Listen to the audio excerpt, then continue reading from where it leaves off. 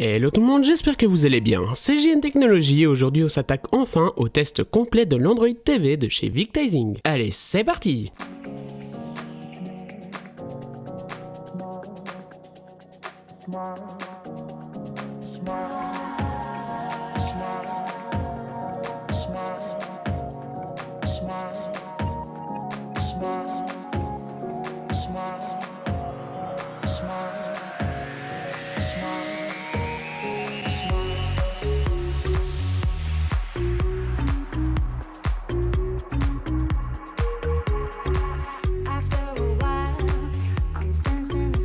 Au niveau du design, cette box est équipée d'une coque en plastique avec de bonnes finitions. Elle est assez compacte et légère, et je peux vous le dire, elle ne gâchera pas le design de votre bureau. Sachez qu'elle est disponible seulement en noir.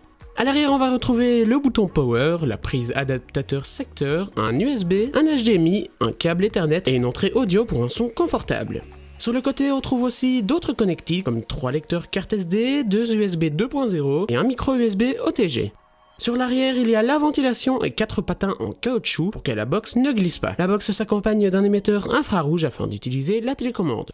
Au niveau des caractéristiques, elle dispose d'un processeur Cortex A53, 64 bits Weaker et couplé à 2 Go de RAM et 8 Go de stockage qui assure une bonne fluidité et une faible mémoire en général. La Victising Box tourne sous Android 5.1.1 Lollipop, ou plutôt Android Stock pour TV. Cet OS est bien optimisé. On pourra donc utiliser la box avec un clavier, une souris, une manette de jeu ou même le Magic Trackpad comme moi je le fais. Niveau benchmark, c'est plutôt bon. Geekbench en tout lui donne des scores suffisants pour savoir jouer à des jeux à 25-30 fps. Ces scores l'aident à dépasser le LGG3.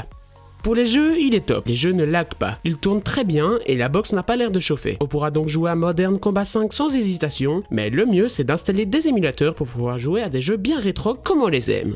Pour l'affichage, c'est top. On a là une box permettant d'afficher des films en 2K ou 4K si la connexion suit bien sûr. Malheureusement, je n'ai pas pu tester puisque je n'ai pas d'écran 4K et j'ai une connexion mousse. Au niveau de l'utilisation, c'est top. La box est fluide et Android est facile à prendre en main. Cette box sera idéale pour aller sur Netflix afin de voir son Daredevil en 4K, pour pouvoir jouer à des milliers de jeux sans laguer et même aller sur Facebook ou afficher des photos. Malheureusement, la mémoire est faible, mais on peut facilement connecter un disque dur ou des cartes SD pour stocker ses films, ses jeux ou ses photos, ce qui est vraiment top. Pour finir le prix, oui, c'est là le point négatif, 89 €. Pour un lecteur 4K, c'est pas cher. Mais bon, tout le monde n'a pas l'utilisation espérée pour cette box.